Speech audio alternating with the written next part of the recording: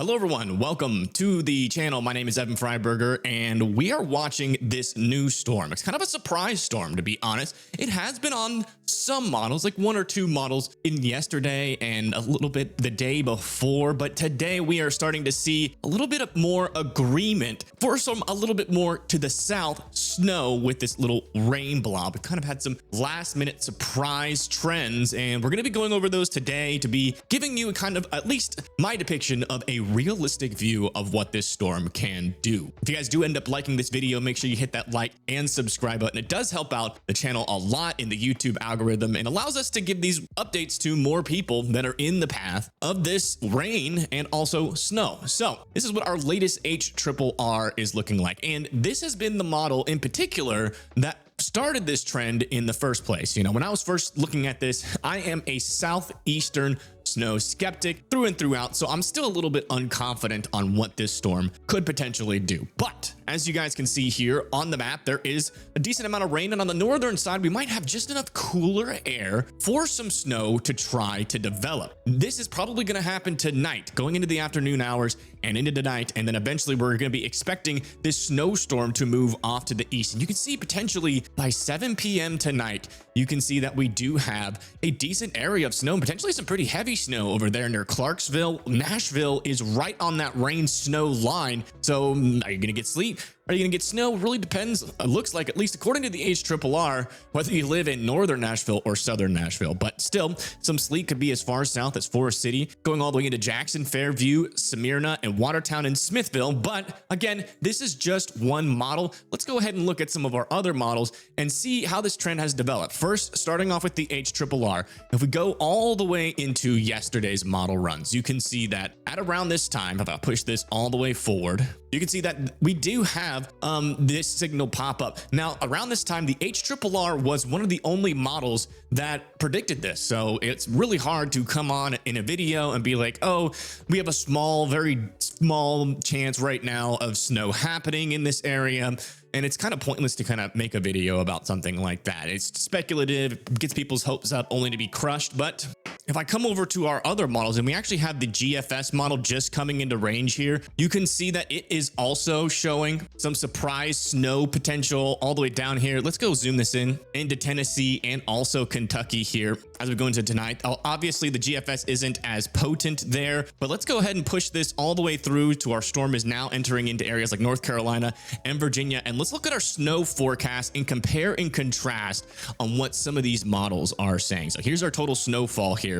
And you can see that the GFS is saying, hey, folks, I have a huge announcement to make here. We have just developed and released a new application for web and mobile web. We don't have it in the App Store yet. Eventually, we are going to have it, but this is called Weather Circle. And the reason what makes it so unique, this is nothing like this on the market right now. Basically, it's a weather-based social media platform where you can come over here and hang out and say hello to people. Here I was going golfing. You can see you can like, dislike, comment. If you get too many dislikes, that post will get deleted. It'll be like a self-moderation for now. We'll see how that works, and then we'll move past that if that's not a appropriate way to do things. You can see that we got MRMS radar that shows rain and where the snow is out there. We've got tornado warnings, severe thunderstorm warnings, tornado watches, all of that. But the cool thing about this app is, check this out. Let's say I live over here in Aspen, Colorado, and I have my friends that also live in this area, and they're on the app, and you get a winter storm watch. You can click here, and as long as your location data indicates that you live in this specific zone, it will allow you to talk in this chat and report details to each other on what is happening in the storm. Now, for winter storms, that could be snowfall, snow amounts, or it could be, you know, in a tornado warning, like, hey, we just got big hail, and, you know, maybe you live in like Greenwood, but then the warning's back over here. You could click on that warning, see that warning chat pop up, and see what people are reporting before the storm gets to you, and you can compare that to your people that are doing live coverage. They can also post videos and photos as well. As of right now, this app is completely free to access, but in order to post videos and photos, because that does increase costs on my end quite significantly with data storage and all of that, we are introducing a paid subscription, which is only $5 a month. We're going to keep it low. If it looks like the data costs aren't going to be that high as I project, we will lower those prices. All right. So again, check it out. This is Weather Circle. The app is going to be in the pinned comment and in the description of the video. And let's get back to the rest of the video. Folks there in Nashville could see some sleet or some snow, a little bit higher chance of snow there into southern Kentucky. And then as we start to move into northeastern Tennessee and Kentucky, we could start to see some higher snowfall amounts, especially going into parts of Virginia. But this, again, is only one model run. So what we look for as weatherman is where our consensus is, and we form our accuracy based on which models say what and which models are saying the same thing. And as you can see here, let's go to the Euro model is also saying the same thing for some snowflakes or some trace amounts of snow being able to be measured. But watch this, as we start to move into some of our higher resolution models, that trace amount starts to turn into something a little bit more concrete. So here's the HRRR model. You can see this is our first high resolution model. The one that we were just looking at is calling for maybe 1 or 2 inches here on this band, and maybe even some snow up there in northern Nashville over there near Clarksville as well. Here's another one of our higher resolution models, a little bit higher totals. Here's one that is kind of agreeing with our global models with lot less there. And then as we go into the MPass, NSL, you can see that there is some consensus trying to form here. So some of our higher resolution models are showing a little bit more snow, and some are not really showing too much. And some of our global models are also doing the same thing. But man, the NAM 3K, the NAM, the MPass here, the NSL MPass, and the HRRR are all calling for a decent amount of snowfall, especially for this area. Again, this is in Tennessee, folks. This 1 to 2 inches can actually cause some major disruptions down here. So that's why I wanted to come on here and talk about it. But you can see just generally that consensus is building for some snow here. Now, as a Southeast snow skeptic, and I'm sure a lot of the people that are watching this video are also Southeast snow skeptic, sorry, kind of hard to say, fast, 3 times fast. Try doing that. Snow skeptic, it's hard.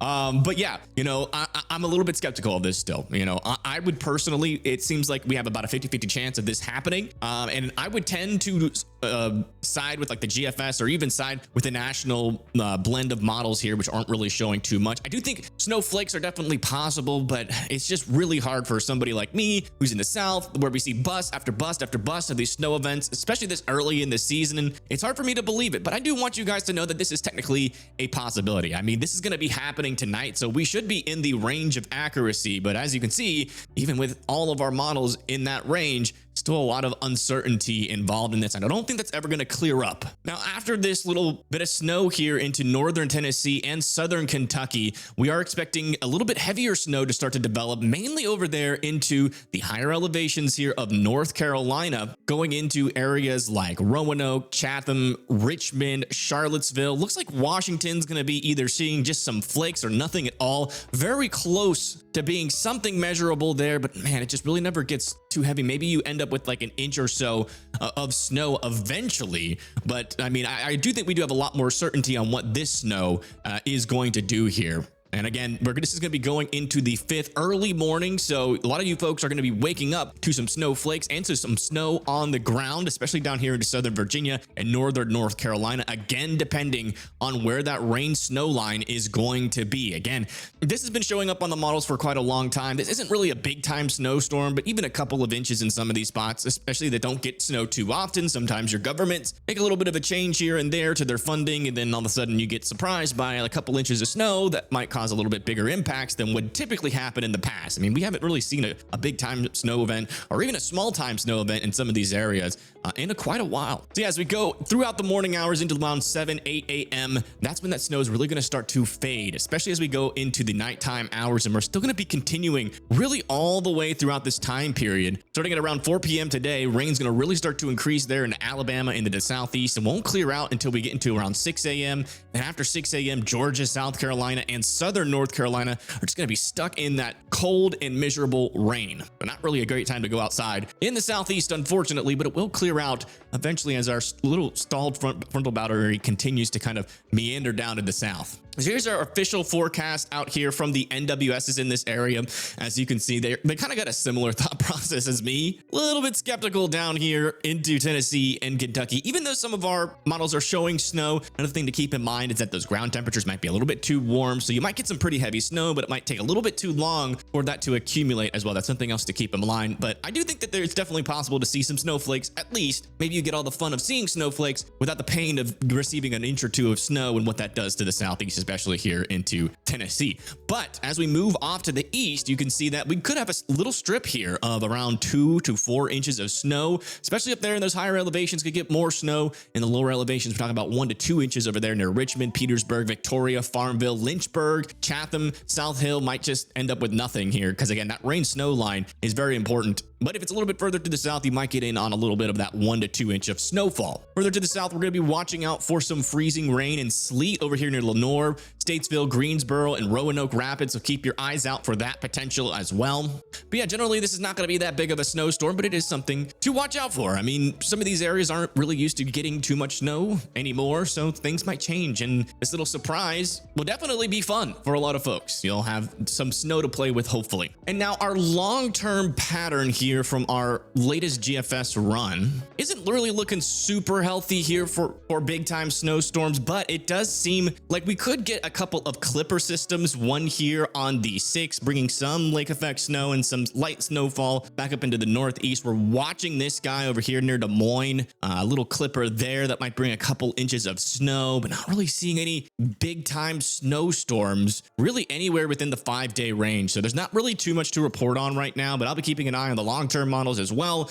See if we get any consensus there in the 5-day range. But as of right now, it seems more like clipper system season as we await for maybe a bigger storm to eventually come in and bring maybe some severe weather or some higher snowfall totals. But right now, at least in the next 5 days, not really anything dangerous or even significant in the forecast. But yeah, one of the bigger things I guess that we're watching out here for is some cold weather. As you can see, we are getting some negative temperatures push back into the northern United States, and that's about to push into the Great Lakes region and also into the northeast. As we go into early morning tomorrow, you can see that we could have some pockets of negative degree temperatures really above this line right here in the northeast and some of the higher elevations, and then some of the lower elevations over here in the Midwest over there near Chicago, northern Indiana as well. And then as I continue to push this forward, you can see that that cold air skedaddles, but only to be replaced by another shot of some colder air as we move into the 8th here at around 12 a.m. You can see back over there near Minneapolis, Des Moines, Madison, getting in on some of those negative temperatures there. And then as I continue to push this even further, you can see that that cold air is going to be moving into the northeast. So we're going to still continue to be stuck in this pattern. There are some signals in the long term that we could have a warm up on the way, but again, it's too far out to really say anything in certainty. But it looks like, at least for the foreseeable future, in the range of accuracy within the next 5 days, it'll remain cold for a lot of folks, especially down there in the southeast, the northeast, the Great Lakes, the Midwest, and the northern plains. But yeah, thank you everybody so much for tuning in, and I will see you guys on the next video. If you did enjoy this video, make sure you hit that like button and subscribe, and I will see you guys in Weather Circle if you guys do join. I'm really hoping that we can really expand on storm reports unlike anything we've ever seen before, where we have the public reporting every little detail of every little storm, and people can stay in the know on the maximum degree on anything that happens weather-wise. So thank you guys so much, and I'll see you guys on the next one. Peace.